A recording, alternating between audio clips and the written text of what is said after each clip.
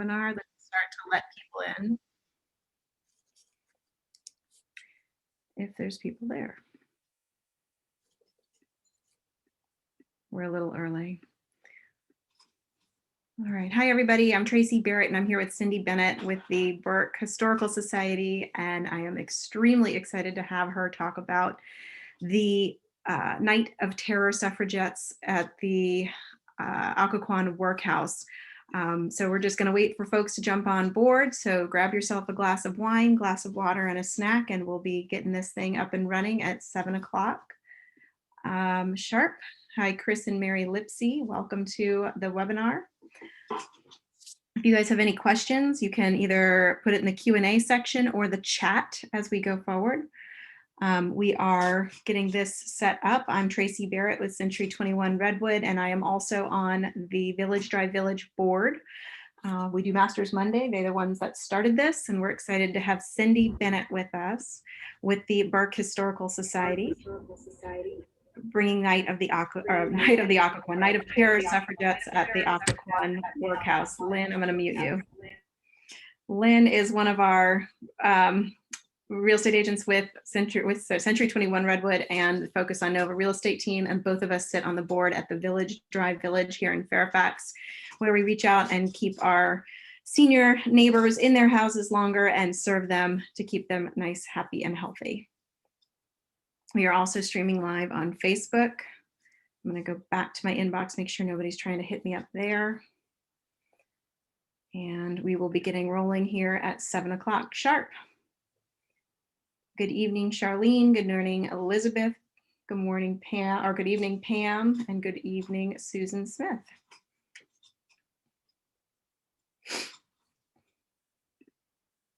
All right. Cindy, the bunny man is not quite up and running yet. We had a little bit of a delay, so that's going to be happening likely in June-ish or July-ish now. Okay.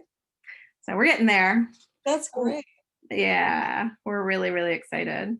Looking forward to it. Yeah, so am I. Husband is busy.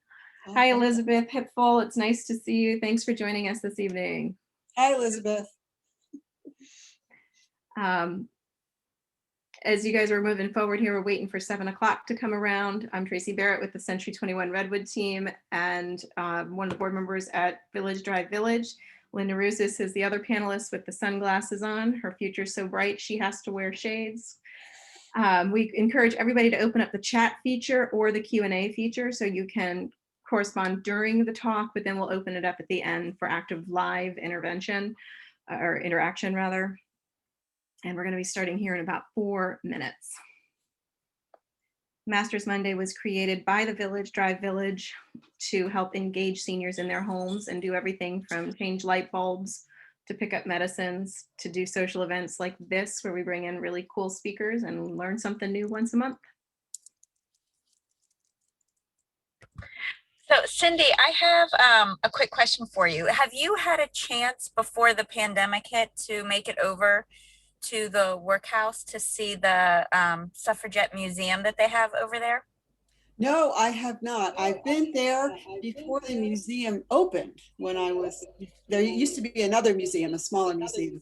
So I was over there when I was researching the book, but I have not been back since. Well, no, I take that back. I did take a private behind the scenes tour of it once. The museum wasn't quite open yet, but I went in some of the cells. Okay.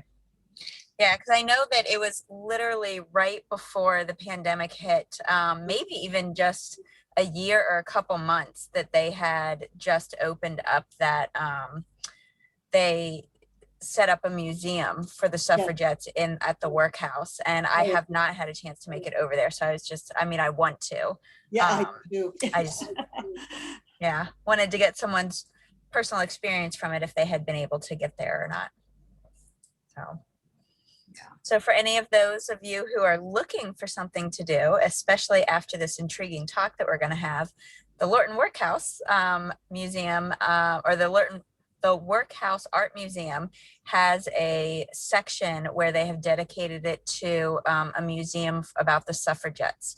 definitely make sure to check online to find out what their pandemic or COVID protocols are to see if it is open again. But, you know, after this talk, that would be a great field trip that people could make. Definitely. All right, we're about 2 minutes out. A reminder to those of you who are joining us, thank you, A, for coming, and B, please be sure to open up your chat box, usually located if you're on a laptop at the bottom of your screen. You'll see a little bubble that says chat. You can open that up and engage through the chat. At the end of the talk, we will be opening up the discussion for actual verbal interaction and do this Brady Bunch style a little bit. If you choose to participate that way. We'll be getting started here in about 2 minutes. In about 2 minutes. My helper has arrived. Your helper has arrived. That's Yes. excellent. There she goes.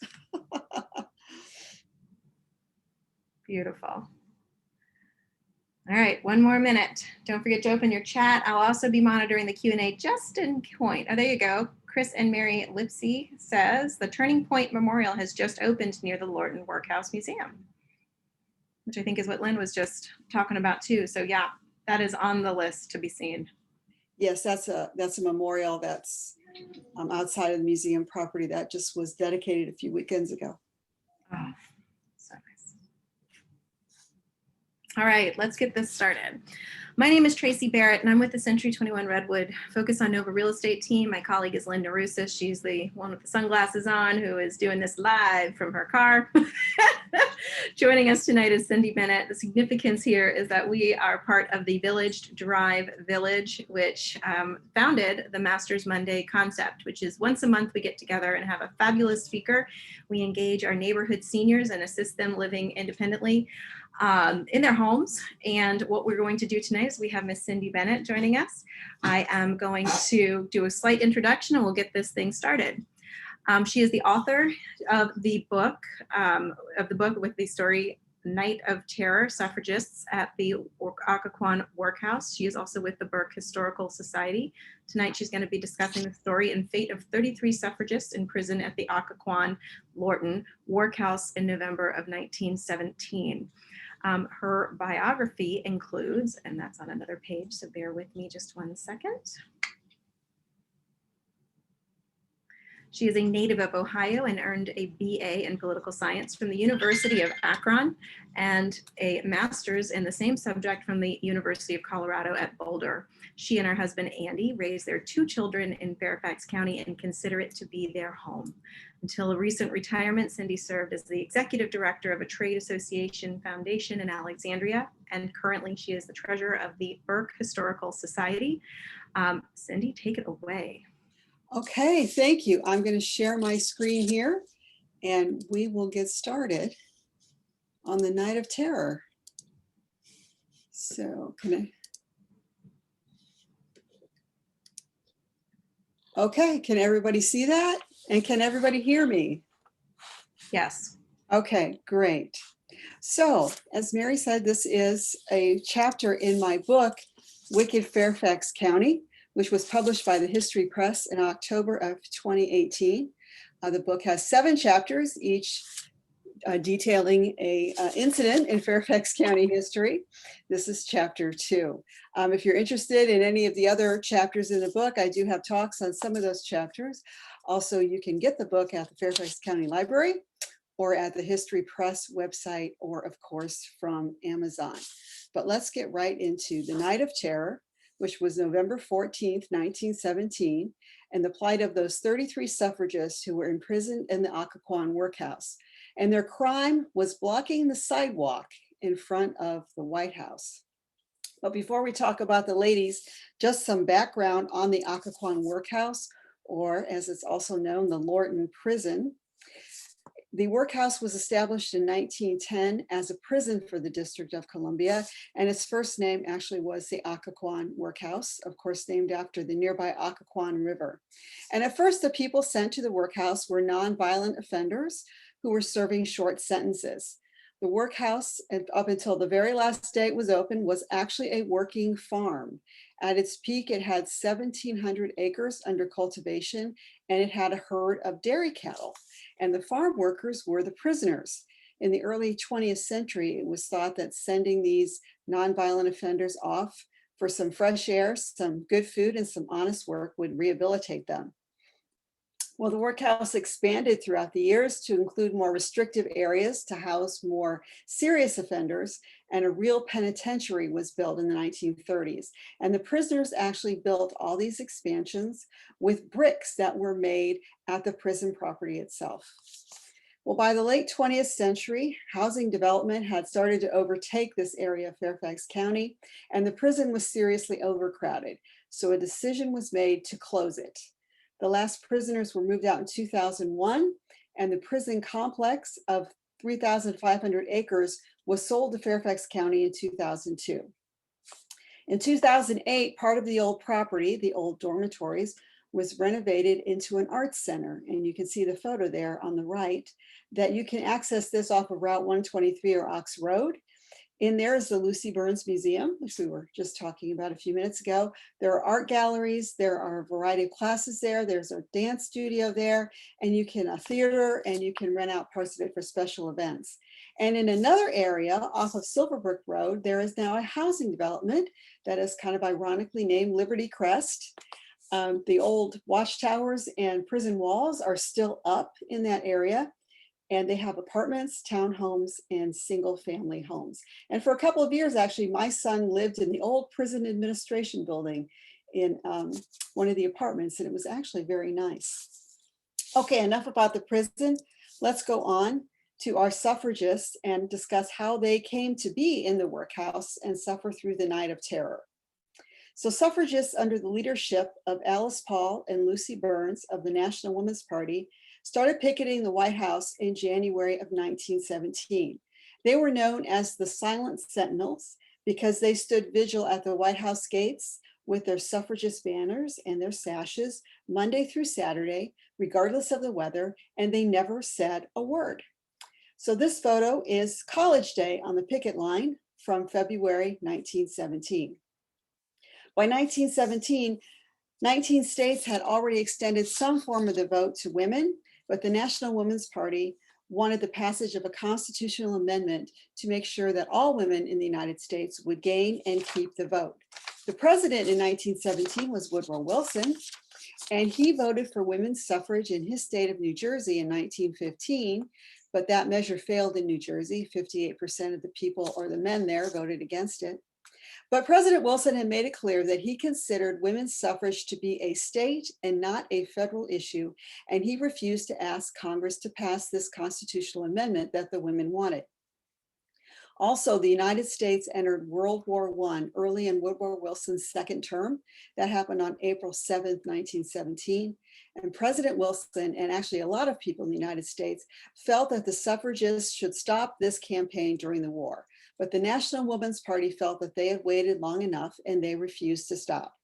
Well, from January to June 20th, 1917, the Silent Sentinels were a peaceful presence outside the White House, and people pretty much ignored them. But on June 20th, that tranquility came to an end when a Russian envoy came to meet with President Wilson. The February 1917 Russian Revolution had brought in a new government in Russia, and President Wilson was trying very hard to persuade that new government to continue its alliance with the United States and its allies in World War I. Well, the suffragists saw this meeting as an opportunity to point out the irony of President Wilson asking the American people to fight a European war to uphold democracy when half of its own population was not able to vote. So when that Russian envoy arrived, Miss Lucy Burns and Mrs. Lawrence Lewis unfurled the special banner that you see here at the White House gates.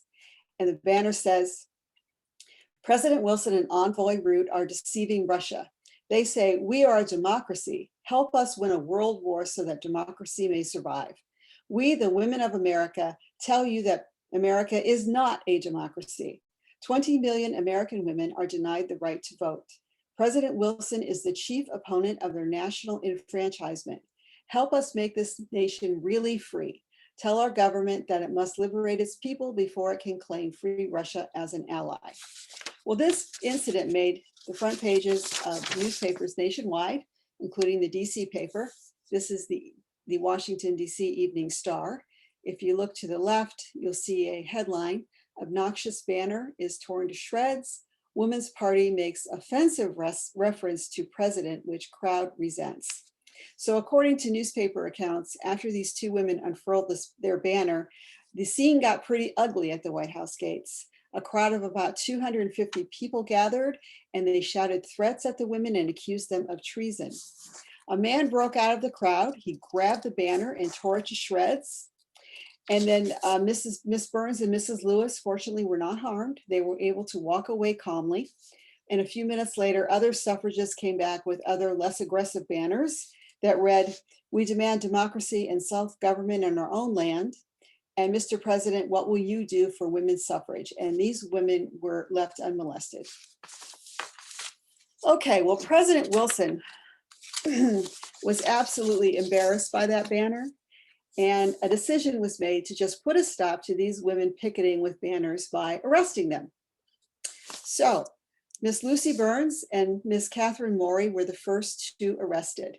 They were charged with obstructing traffic and unlawful assembly. They were detained for a short while at a DC police station, and then they were let go.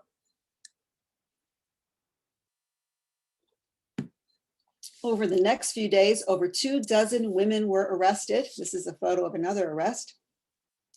But none were actually brought to trial. They were just arrested, detained for a few hours, and let go. Well, it became clear to everybody that simply arresting and detaining these suffragists was not going to stop them from picketing. So it was decided to actually try them and give them a fine or some jail time. So the first trial for a suffragist was held on June 27th, 1917.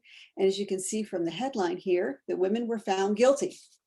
The article states, 6 militant suffragists of the National Women's Party elected to serve 3 days in the district jail rather than pay a $25 fine for obstructing the White House sidewalk when they were convicted in police court shortly after 1 o'clock.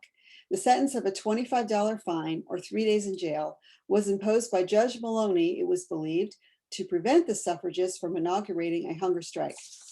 While all this was going on, there were suffragists in Great Britain who were being arrested, and they were being sentenced to much longer jail terms. And they were using the prison hunger strike to gather sympathy, and it was actually working very effectively. So the judge here just gave a 3-day sentence to these women. If they didn't eat for 3 days, it wasn't going to kill them.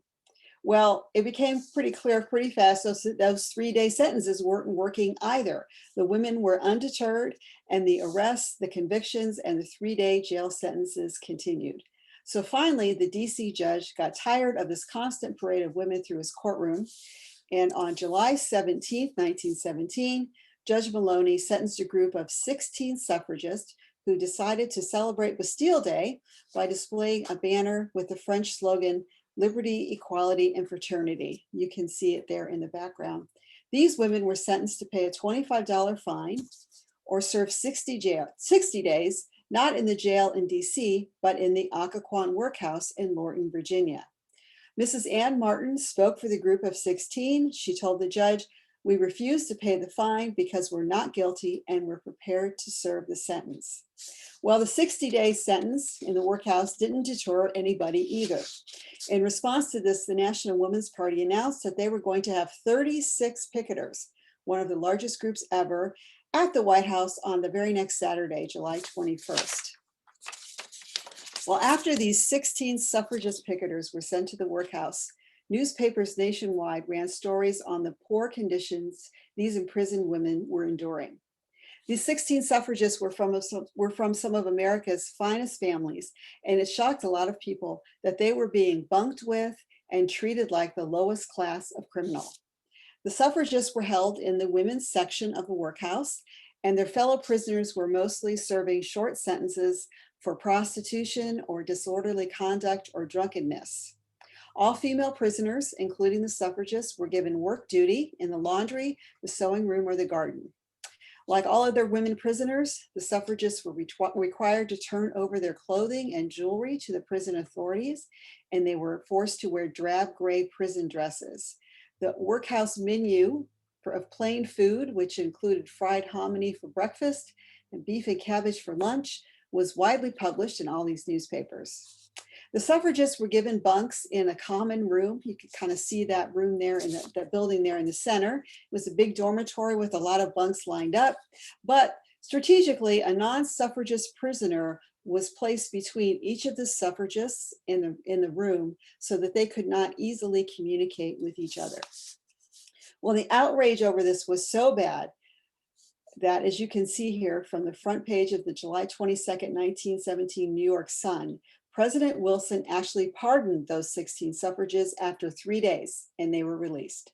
He was hoping that maybe they learned their lesson. They had to go to the workhouse, but they did not. They were undeterred. The suffragists went back to silently picketing at the White House gates, but the police just left them alone, and everything was pretty quiet until August 14th, 1917, when the women unfurled this banner at the White House gates.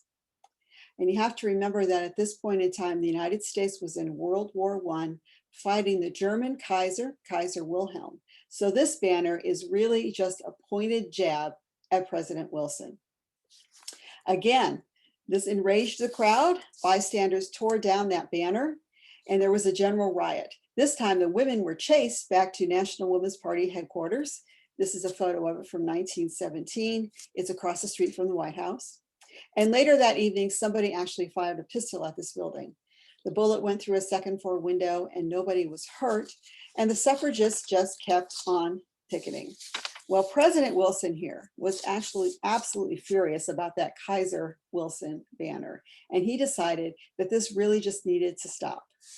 So on August 17th, the DC police chief called National Women's Party leader Alice Paul and told her that he had orders to arrest any picketers in front of the White House. It didn't matter what their banners said. If any suffragists showed up in front of the White House with a sash or banner, she would be arrested.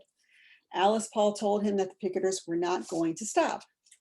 So each side kept their word, and the police arrested that day's picketers, and more days, more pickets, and more arrests followed. This time, the picketers were sentenced to 30 days in the Occoquan Workhouse.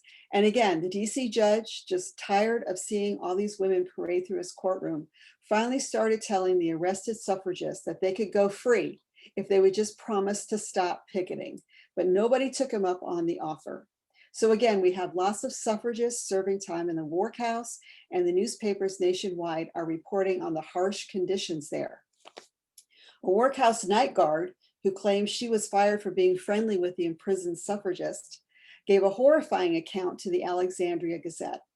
She alleged that the workhouse food was wormy, that the bedding was seldom changed. It wasn't even necessarily changed and washed when one prisoner was released and another one was assigned to that bunk, that the prisoners were all required to use the same bar of soap, that the suffragist mail was not delivered to them, and most horrifyingly, she said that female prisoners were being beaten by the prison superintendent and his son. On October 20th, National Women's Party leader Alice Paul led the picket line. This is a photo of her leaving National Women's Party headquarters to go to the White House.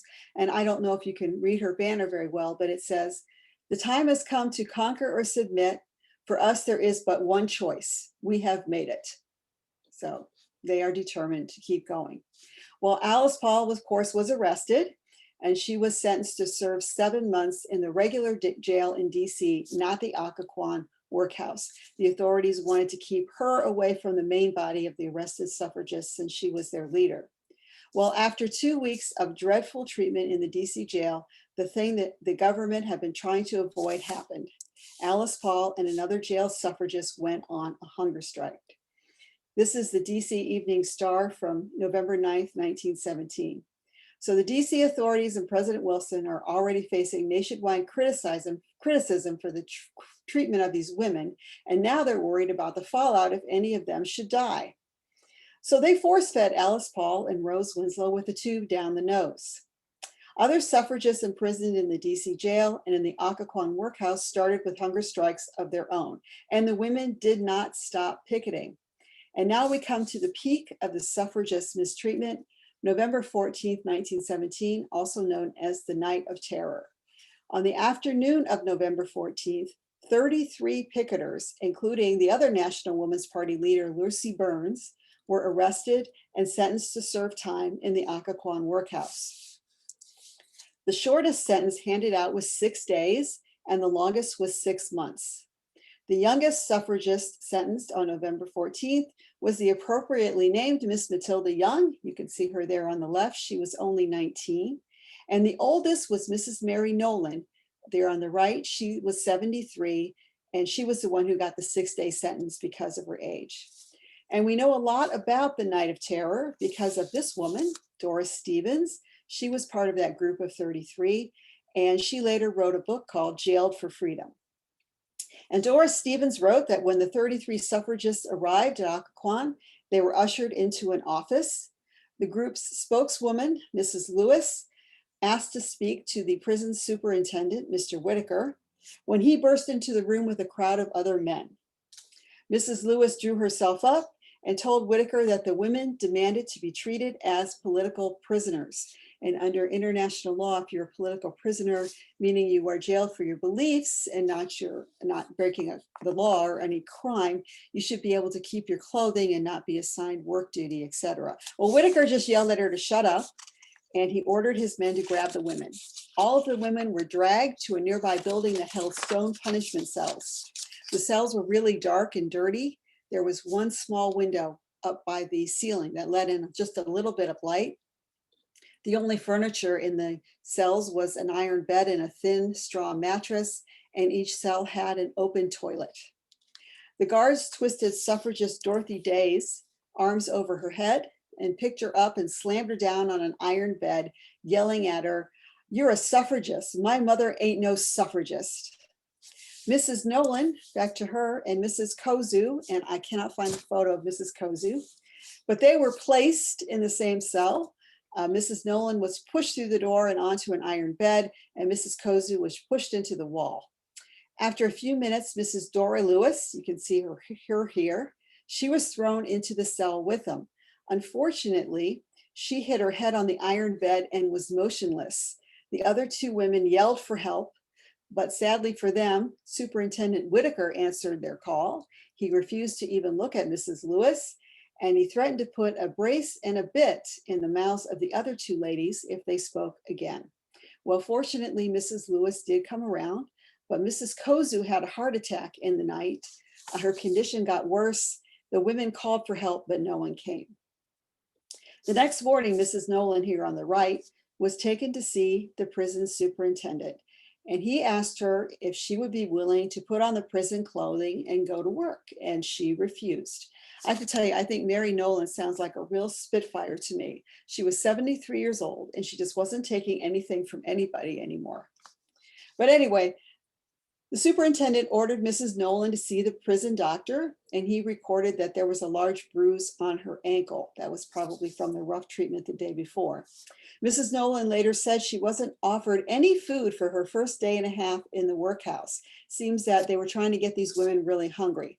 But she said when food finally came, she refused to eat, and she was released after serving her 6-day sentence. All 33 of these women went on a hunger strike. On the 3rd day of their hunger strike, the prison guards came around with hot, fresh fried chicken and salad, trying to entice them to eat, but not one of them would take a bite.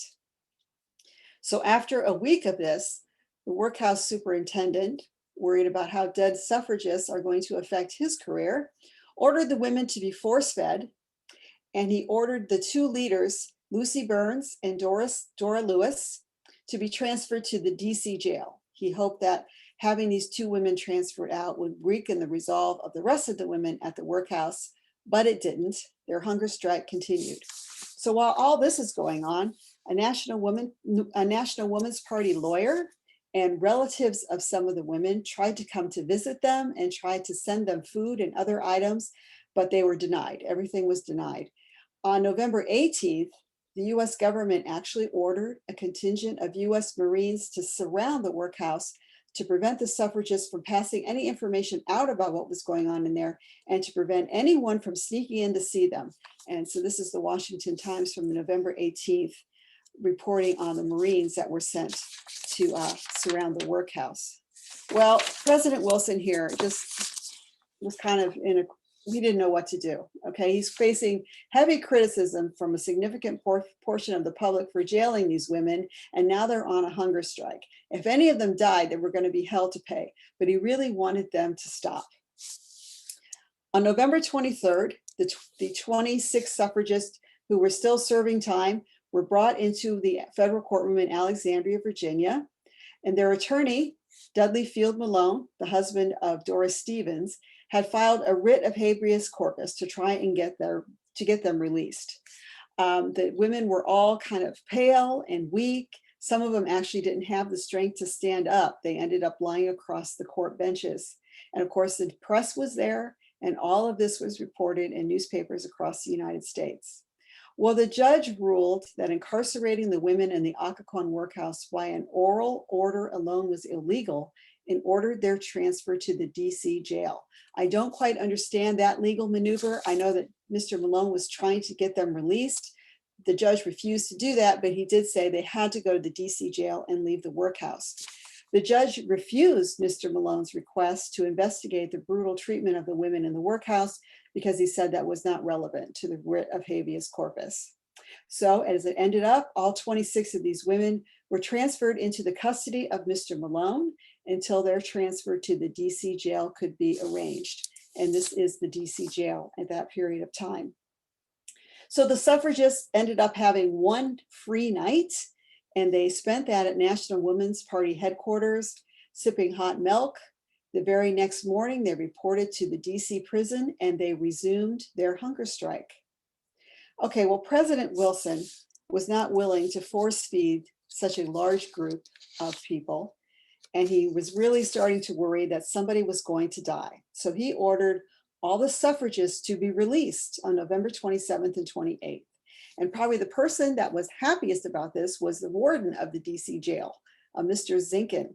It is said that when he found out that these troublesome, bothersome women were leaving, he skipped about his office singing under his breath, "They're going away, they're going away." Well, sadly for him, that was kind of a short-lived victory because to his great surprise, the suffragists refused to leave. They absolutely refused to leave. And so he threatened to have his guards bodily pick them up and throw them out on the sidewalk. Ultimately, the suffragists did leave before they got thrown out. A convoy of cars came from National Women's Party headquarters to pick them up. Many of them were so weak they had to be helped to the cars. A few of them were actually released from the jail hospital, and a couple of them were so weak that they were taken from the jail to a regular hospital. But the next day, the women at the National Women's Party headquarters told the Washington Herald that they were ready to picket again whenever it was advisable to do so. And the National Women's Party attorney did appeal these convictions. And the next year, on March 18th, 1918, the DC Court of Appeals actually did overturn the convictions of 6 of these suffragists. In the meantime, President Wilson actually saw only one way out of this whole situation. So on January 9th, 1918, President Wilson announced that he supported a constitutional amendment giving women the right to vote. The very next day, the House of Representatives narrowly passed the amendment, but the Senate refused to even debate it until October. So the Senate starts stonewalling on this. So the women right back to the picket line. And in spite of that March ruling by the DC Court of Appeals on the convictions being overturned, arrest of White House picketers resumed on August 6, 1918. So when the Senate finally did vote in October 1918 on the constitutional amendment, it failed by 2 votes. Well, 1918 was an election year, and the National Women's Party went out and urged citizens to vote against those anti-suffrage senators who were up for re-election in the fall of 1918. And it worked. After the 1918 election, the majority of members of both houses of Congress were pro-suffrage. So they had to start over again. On May 21st, 1919, the House of Representatives again passed what we now know as the 19th Amendment, giving women the right to vote. And 2 weeks later, on June 4th, the Senate finally followed. So their work is done in Congress. the National Women's Party turned their attention to getting the necessary 3/4 of the states, that was 36 at that time, to ratify the 19th Amendment. As each state ratified the amendment, the National Women's Party would sew a star on a special suffrage flag. And here is Alice Paul doing that with some other suffragists. So the 19th Amendment officially became a part of the US Constitution on August 26, 1920, shortly after ratification by Tennessee, the 36th state. And the Tennessee legislature ratified the 19th Amendment by a single vote, a vote from its youngest legislator, I've got him here, Harry T. Byrne. Harry was only 25 at the time and serving his first term in the Tennessee legislature.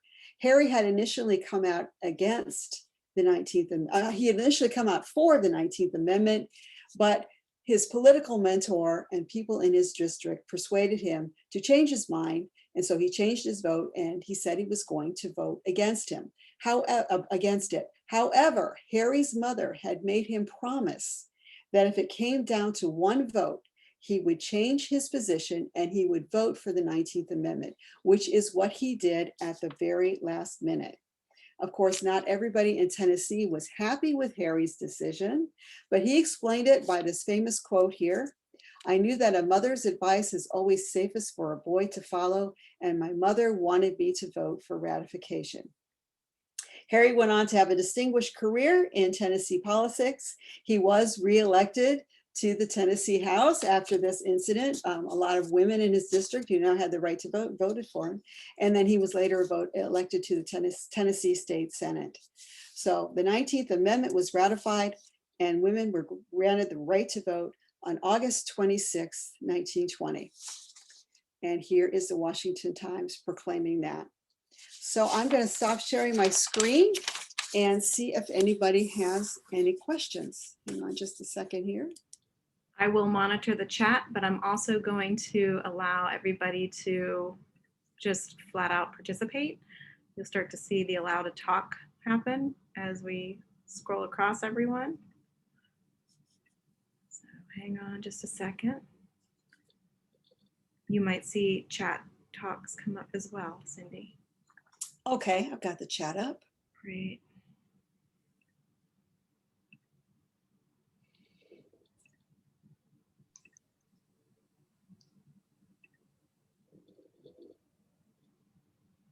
There's one. Oh, Ariana. Ariana asked, how well did the museum in Occoquan preserve this history? And I have to confess to you, I haven't been there yet. It opened just before or just as the pandemic happened. And I just haven't been there yet. The memorial was really nice before they redid it. It was nice anyways by the brick oven, the beehive oven. That part was very nice. So I'm really looking forward to seeing the new one that they just unveiled as well. Yes. Do you know what the marital status of those that were protesting was by any chance? Like 50%? Oh, no, I don't know.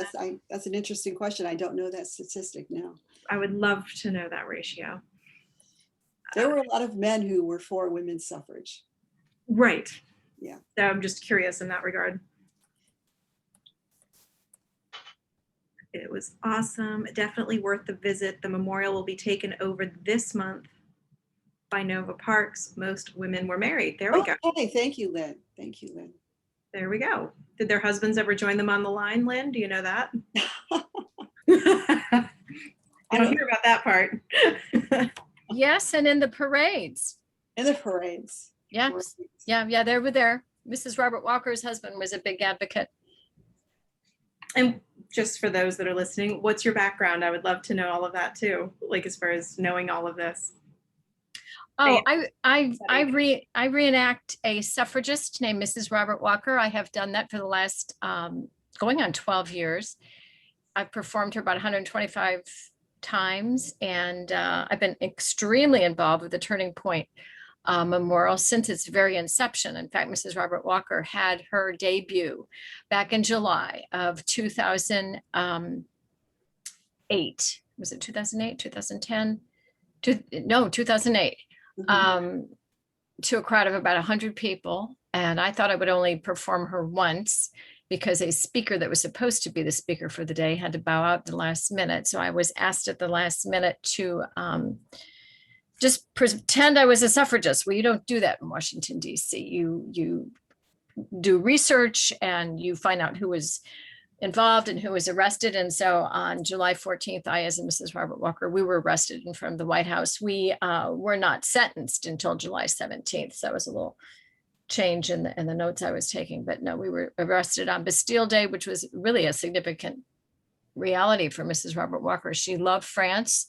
She was a Francophile. So it really touched her heart that she could fight for liberty on Bastille Day. Mhm. Fascinating. Yeah. We have a couple questions, and thank you for sharing. We have Miss Marin Simon has says, were there any men arrested during these protests?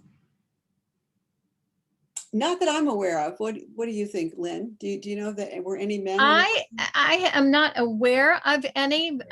My guess is just by virtue of the reality of sexism at that time, not that it doesn't exist anymore, Right. but that the men might have caved and paid their fine, their fine instead of actually going to prison. It would have been a bit awkward because they would have had to take them over to Lorton. The women went to the Occoquan Workhouse, and those were two different facilities. But I know there was a lot of support by men. Mrs. Robert Walker, as I said, her husband was very supportive. Mhm. And obviously Doris Stevens' husband Yeah. was too. Dudley. Really. We have another question from Miss Ariana Estoril. I'm sorry if I'm pronouncing your name wrong. There were quite a few African-American women participants too, but they were generally sent to the back of the parades. But some did not take that for an answer. Were any of these on the picket lines? I'm not aware of any African-American women being on the picket line in front of the White House. Are you, Lynn? I do not recall any pictures, but I do know that African-American women were extremely involved in this. The Delta Sigma Theta sorority over at Howard University had just been founded 2 weeks before the March 13th parade down Pennsylvania Avenue. And while they were originally not Alice Paul's finest decision at the moment, she was the one that had resigned them to go to the back of the parades. Most of the women marching were very inclusive. And so a lot of the African-American gals got out of line, found their state. The parade was divided up into states by the United States, and found a sister to march with. So while that sort of intended segregation was put in place, it was not particularly honored. Mhm. So no, there are lots and lots of African-American suffragists. So that's, in fact, that was one of the topics of this last history conference this afternoon, back in November of 2020, were all the many African-American suffragists. So it's a topic worth doing research on for sure. And that kind of gets to Kit Farewell made the comment that this history should be presented in schools. And actually that was Barb Stanger that mentioned that, because I can tell you that to this degree of detail, it was not in my day taught to that effect. There was a couple ladies they did some protests, they went to jail, we got to vote. It was very, the end, move on, and hit World War II. So do you know if the curriculum in Fairfax County is more robust now? I believe it is. I believe it is. I don't know how it couldn't be. I know I have performed over at Robinson High School many, many times. So it definitely includes that. Yeah. Well, my daughter went to Lake Braddock, and I don't remember hearing about. Well, you wouldn't have been there when I performed. The performances ended just a year or two ago when civil rights issues popped up again. I've been very disappointed in that, because I performed, and then a gentleman came in who performed by heart Martin Luther King Jr.'s "I Have a Dream" speech. And then several men from the T.C. Williams, remember the Titans movie, the T.C. Williams football team, talked about civil rights at that time. So it's very well discussed at Robinson. I would find it hard to believe, at least in the last 15 years, if it wasn't discussed at Lake Braddock. I know, I'm sure that Mary Lipsey, who's one of my sister history commissioners and taught history at Lake Braddock, although probably, I don't know if you probably went, I don't know, did you have Mary for a teacher? Me? Cindy? Yeah. No, Yeah. no, I'm talking about my daughter. Oh, okay. All right. Do My you daughter. know? She graduated in 2017, so she came after Mary. Okay. All right. All right. Because I'm Mary. sure Mary would have included. Oh, her. I'm sure You Mary might did. be on the call. So if you're there, if you might be on the talk. So if you're, I'm looking at the participants and there's a Mary Lipsy here. Oh So if gosh, you're let Mary there and you'd talk. like to comment. If you don't want to talk in person, then please feel free to put something in the comment if you choose to. Not to call you out, but I'm calling you out. I also think, I know in 2015, there was a suffragette movie that had a lot of big name people in it.